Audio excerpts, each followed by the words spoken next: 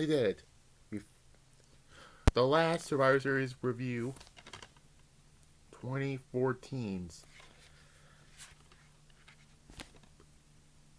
And here we go. The final Survivor Series review of this month. 4 Survivor Series. 03, 04, 2010, 2014.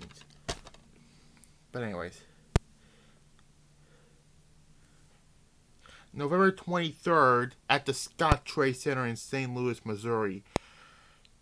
Now by 2012, you can say 2011, but the wrestlers from each brand, Raw and SmackDown, were still coming out to the brand they were on. But by 2012, post-WrestleMania to July 2016, they killed off the brands. But they unified the 2 world titles the prior year. And yeah. This is the first Survivor Series when we now know the WWE Network on the WWE Network nowadays. Anyways.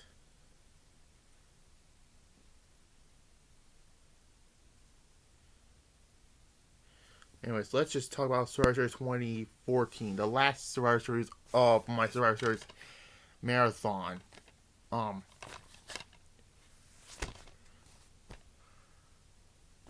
It was 6 years ago, and yeah. But anyways. But all I gotta say, this period actually delivered. Because the 2014 was not a good year for WWE. Let's just be honest. With the whole Batista fiasco, the streak broke. Brock Lesnar being a lazy you-know-what.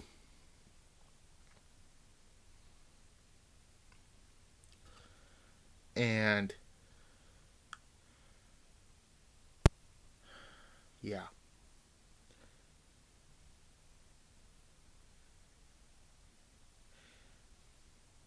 Anyway, they start with a segment with Vince McMahon, Stephanie, Triple H, and John Cena, because this was basically a one-match show, and yeah. I'll get to the end when I get to the main event, anyways. Anyway, then we have Miz and Mizdow, Damien Sandow, if you don't know who he is. They beat Golden Stardust. Stardust is Cody Rhodes.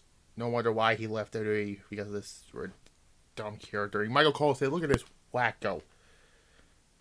Yeah. Los Matadors. God, the tag team by this point is terrible. And the Usos in a really fun fatal 4-way tag team match, and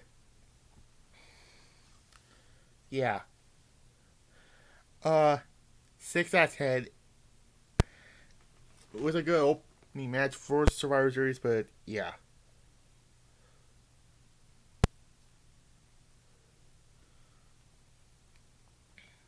I think Mason Mizdow will not hold him until, I believe, the first. It was sometime during the end of the year or towards the beginning, because I forget everything about this. Anyways. Then we have a Survivor Series only match for the Divas.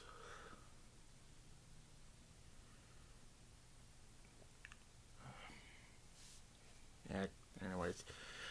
Of Natalya, Alicia Fox, Head Pump, Emma, and Naomi. Yeah. Screw Alicia Fox. Defeats Paige Cameron. Another Head Pump. The woman who could not pin anybody.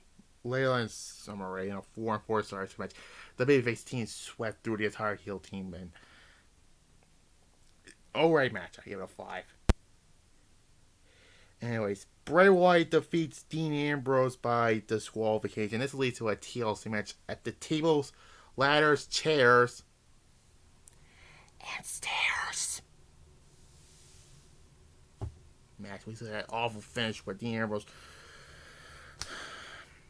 getting his face blew up by a TV monitor. I was close to putting that on my top 10 worst pay-per-view endings for WWE and WCW 2 months ago, but I couldn't. But I decided no.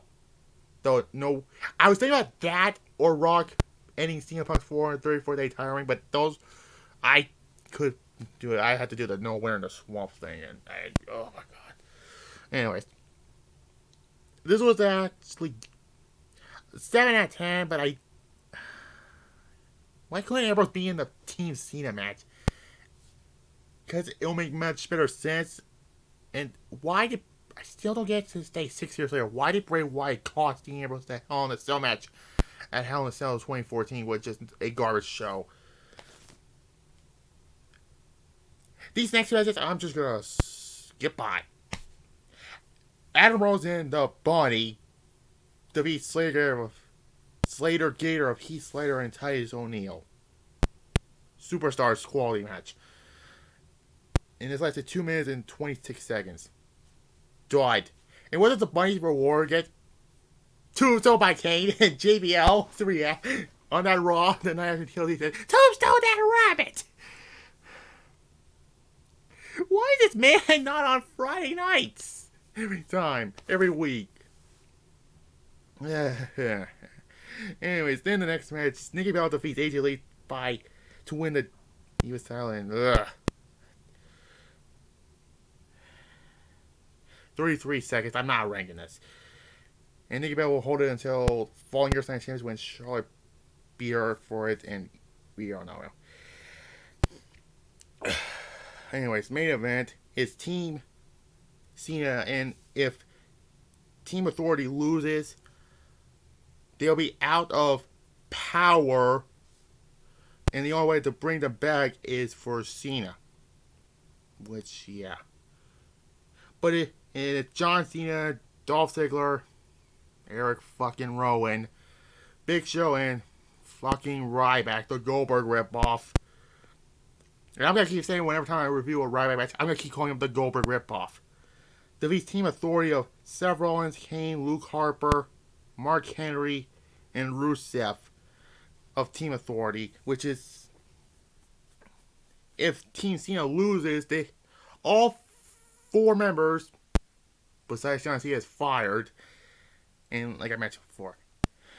Now, I'm going over the order of eliminations. I'm not going to go over who was eliminated in the first match because, like I said, it was a clean sweep. Mark Henry's the first eliminated by Big Show in 48 seconds. And then right back to eliminated by Rusev, thank goodness. Then Rusev was eliminated by count out. Then Eric Rowan was eliminated by Luke Harper. 5 years later, he got this stupid retarded push. And he got a fucking toy spider. And he's no longer with the company, thank God. John Cena by several things to a Big Show on Team Million heel turn. And the Big Show gets himself counted out. So meaning it was Ziggler versus Kane, Harper, and Rollins. You know how I feel about Dolph Ziggler. I said this once. I said it about 1,000 times. I'm never like Dolph Ziggler. But anyways. But he wasn't really impressive. It came out like the Team Austin, Team Big Show match from Survivor Series 3. Go back to that video. My second favorite period of the Ruthless Aggression era. But anyways. Kane was eliminated by Ziggler. Then Rollins eliminated by Ziggler. And then it came out to Rollins and Ziggler. And then, of course, we all know Triple H does not want to lose his power. And then we get the debut of Sting, and geez, you see him right here, right here, on the back, and on the disc. And Ziggler's the sole survivor, and the Authority's out of power for 1 month. Of course, these storylines have, unlike Team WWF versus Team Alliance from Survivor Series 2001, Sorry. Um, um, but this was, yeah. I give this an 8 out of 10. Almost a 9, but not.